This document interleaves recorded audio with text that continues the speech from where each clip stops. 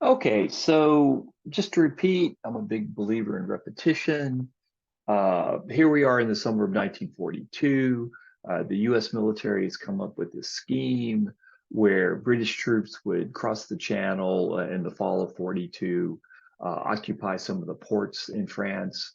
Um, and then Americans, as they arrived in England, would be fed into the split hole that the British had established in France. And very, very quickly, or as soon as possible, as American troops are fed into France, the U.S. could come to grips with the German army, which was always the U.S. plan. The U.S. wanted to come to get at the throat of the German army as quickly as possible.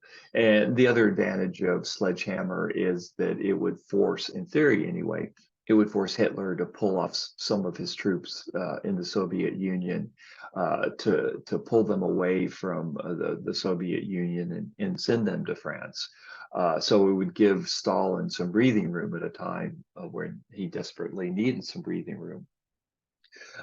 So this is a U.S. military proposal. The British are adamantly opposed to it. Churchill, the British military chief of staff, they just think it's premature, that it's just not going to work. The chances of it are succeeding are very small. And just logistically, they point out we don't even have the landing craft to do this. It's just a pipe dream.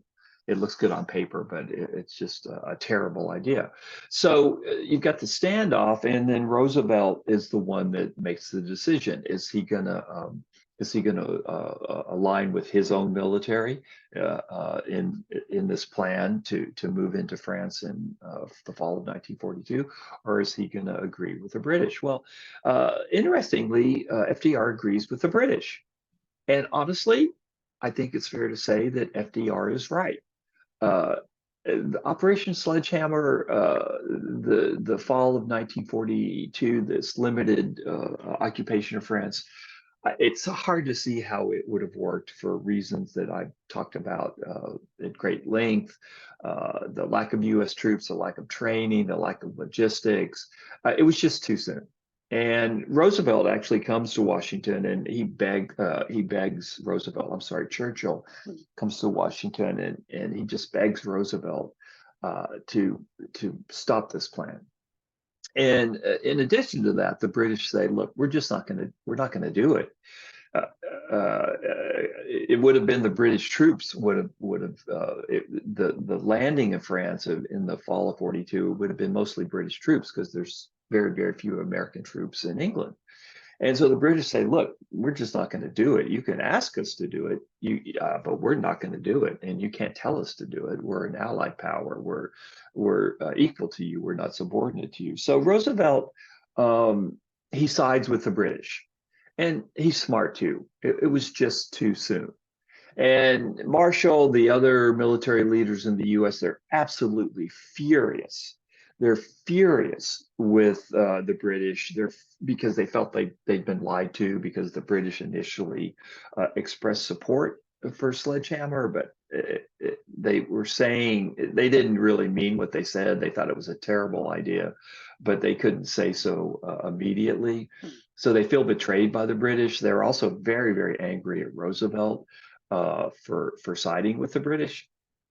And Marshall, who's a very smart guy, very savvy guy, he says, "Well, look, if the British don't want to do this, let's just focus on Japan. Let's just not even. Let's just let the British fight the Germans, and let's just take all our troops and let's focus on Japan."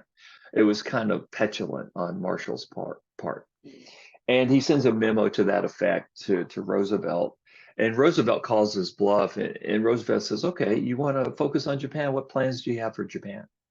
And Marshall didn't have any plans for Japan. I mean, they, in the larger sense, of course, there was thinking about how to defeat Japan, but Marshall had no idea or had made no plans about a war that only focused on Japan, right? Because just like Roosevelt, Marshall thinks that Hitler is the more formidable enemy. So sure, we had plans to defeat Japan, but we didn't have plans to throw our entire military against the Japanese, and Roosevelt knew that. So long story short, Marshall's pissed off. and the U.S. military is really pissed off. But they have to drop Sledgehammer, this planned invasion or limited invasion of France in the fall of 1942. The British won't do it, and Roosevelt sides with the British. They're not happy about it, but they have to go along with it. Now, what ultimately happens is, though, the creating England as a massive forwarding base continues full speed ahead. So even though Operation Sledgehammer, the limited invasion of France in the fall of 42 doesn't happen, that doesn't mean that U.S. troops stop going to England, that the U.S. stops sending military supplies for England. It doesn't mean that England, the creating logistics for the invasion of France, which will happen, 2 years later in June of 1944. That doesn't halt this. And the U.S. just goes full bore into training troops, arming troops, sending troops across the Atlantic into Great Britain, to sending munitions, planning for an invasion of France. That doesn't stop, even though Sledgehammer stops. So in the bigger picture, the U.S. preparation for an invasion of France doesn't stop after Sledgehammer is canceled. It just gets slowed. So now the problem becomes, well, hey, we got to do something in Europe.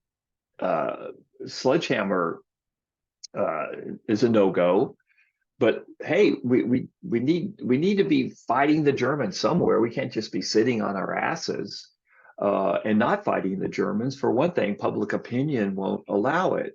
So Roosevelt starts saying to the military, okay, look, I vetoed Sledgehammer. I have no regrets. I think it was a terrible idea. We're still going to create the conditions in England for an invasion of France, but we're not there yet.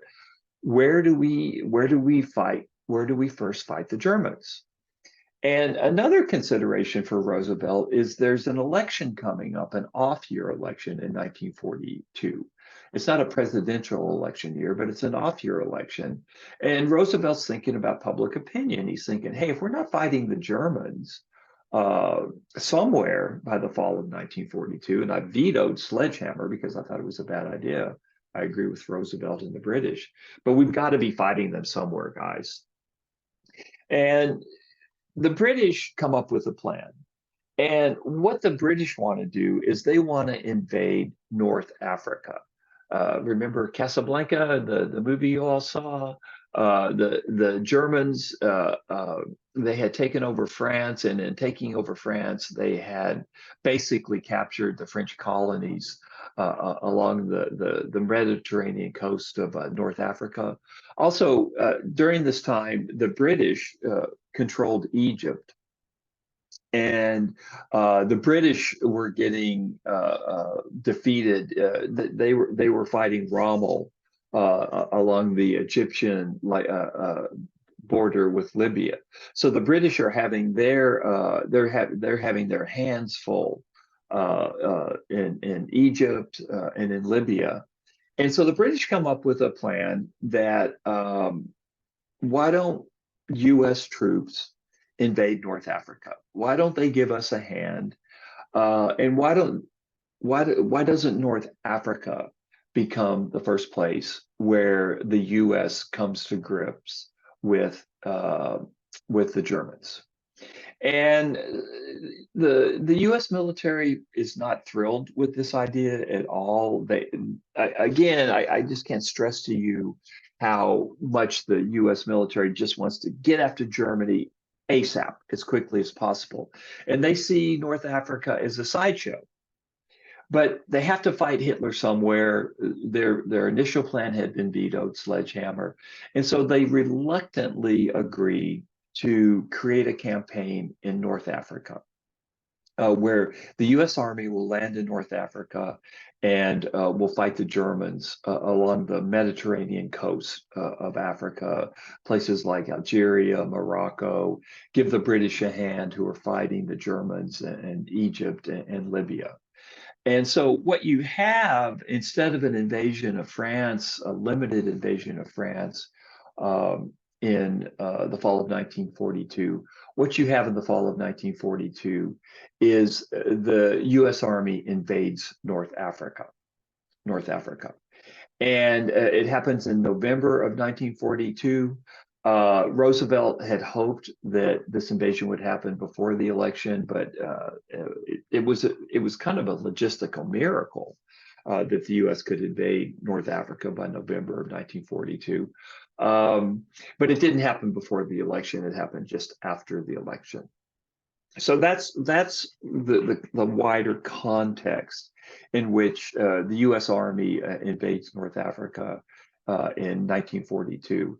And what you'll hear for the rest of this podcast, the TA from last semester, Jan Kush, who is a veteran who fought in Afghanistan, whose unit actually won a presidential decoration or some presidential distinction of honor for its fighting in Afghanistan.